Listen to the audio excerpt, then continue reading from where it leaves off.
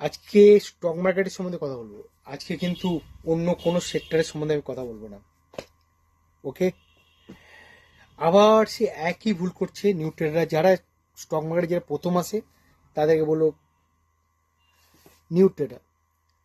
New ট্রেডাররা আবার এসছে, এসে আবার কোথায় ইনভেস্ট করছে, আবার সে একই ভুল পেনি স্টকে, 8 আনা 1 টাকার দামে পেনি স্টক।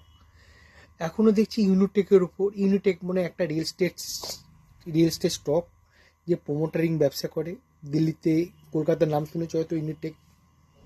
সেই সব স্টকে যে কি প্রোমোটার 98% স্টক প্লেজ করে দিচ্ছে, প্লেজ মানে বন্ধক করে দিচ্ছে ব্যাংকের কাছে, প্রোমোটারই নেই। সেই সব জায়গায় 9 টাকা 10 টাকাতে এরা ইনভেস্ট করছে। হায় ভগবান, আরে তোমরা কি একটুও শিখবে না? কতদিন